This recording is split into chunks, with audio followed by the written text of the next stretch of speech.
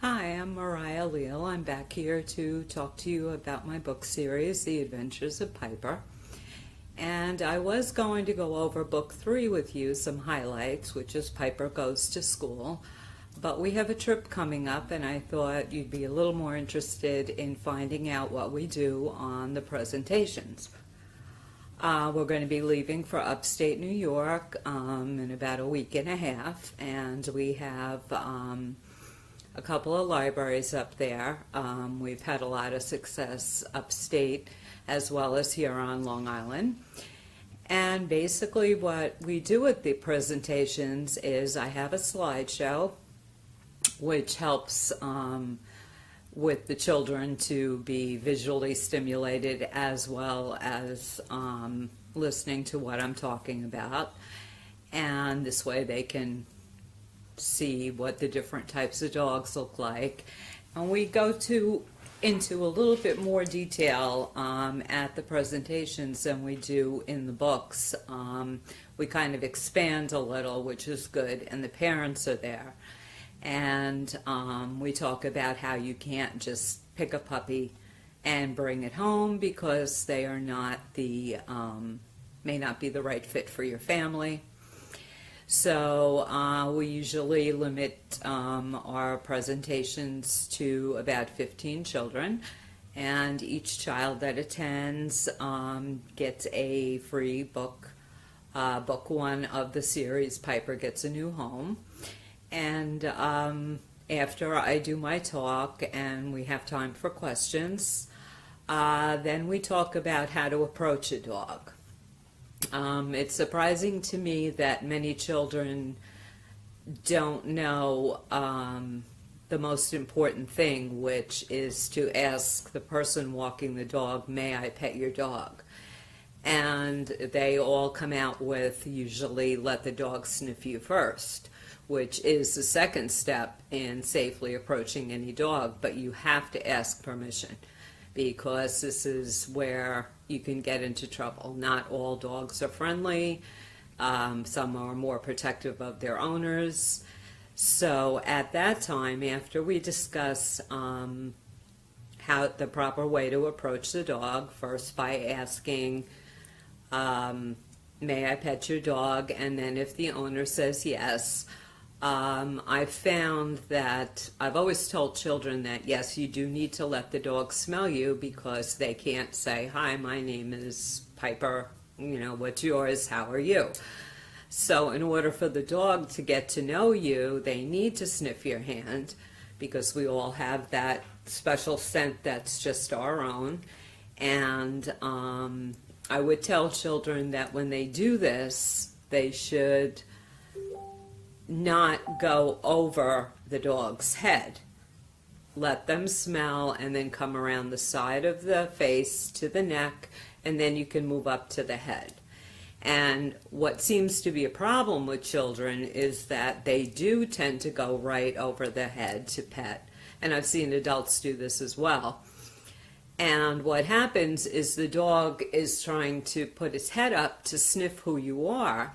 And because they can't do that when you're hanging your arm over their head, the children get a little frightened and they pull their hand back. And then it becomes a tug of war without being a tug of war. It's the child goes back over the head, the dog puts his head up, the child brings their hand back again. So I had explained that to the children, and then I found that a more effective way of doing this was to get a volunteer, one of the children, to come up, and I would walk up to them quickly and I would put my hand over their head. And of course, when you do that, the child backs up and kind of says, what's going on here? And that seemed to have sunk in a little bit better, and it gives them a better idea of what the dog is feeling. So after we talk about that, Piper comes in and she demonstrates for the children all the basic commands that every dog should know. And we don't get into any of the service dog work that Piper does for me, but we do want to show them that a well-trained, well-behaved dog will listen to your basic commands of come, sit, down, stay, place. Also, we go from a down to, we do a down stay where I walk away and then call Piper and she comes and sits in front of me. We do a sit stay. I can walk around her. She will not move until I give her the release command, which I use okay. And same thing when she's laying down, I can step over her. I don't have to worry about her getting up while I'm doing this. And the children get a really good idea from seeing us do it in person on what these commands are and how important they are. And then we end with a little trick that Piper likes to do. And after that, since we've had the talk about how to approach a dog, I put Piper on a sit-stay. And each child, if they want, can come up and say hello to Piper. And it's funny how she can tell which children are very doggy people, that they have dogs, they've been around dogs a long time, because what she'll do is she'll sit there and basically flop over for a belly rub, and they get a kick out of that. And the children that are a little more hesitant, she'll just sit still and let them pet. And we had one thing that will always stick in my mind and be very close to my heart is we were upstate about a year ago, and we went to do a presentation at one of the libraries, and a woman came in and she had a 4-year-old little girl, and she told me, she said, I know she's too young for the presentation, but she's always loved dogs, and she had a bad experience. Someone's dog was running loose, and it happened to be a lab, and he came charging at her and knocked her down, and now she was petrified of dogs. So she said, would it be okay if we stayed? And I told her sure. And one of my first slides that I put up is Piper as a puppy when she first came to live with me.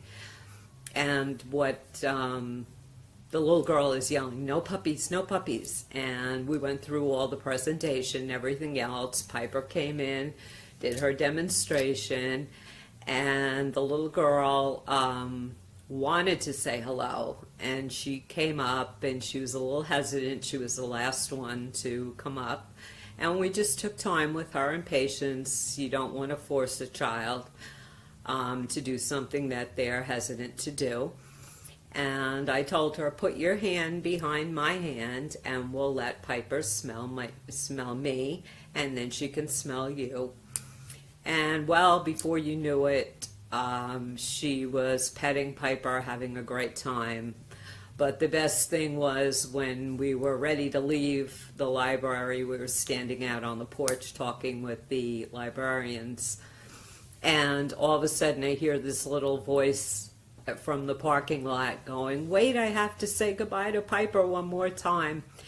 And it was that little girl, and she just ran up on the porch and she just put her arms around Piper and gave her a hug. And that, to me, if I can make a difference with Piper's help to take away fears, to restore the love of dogs, and to let people know how important it is to train and socialize, then I'm really doing my job, and this apparently was my purpose, I believe.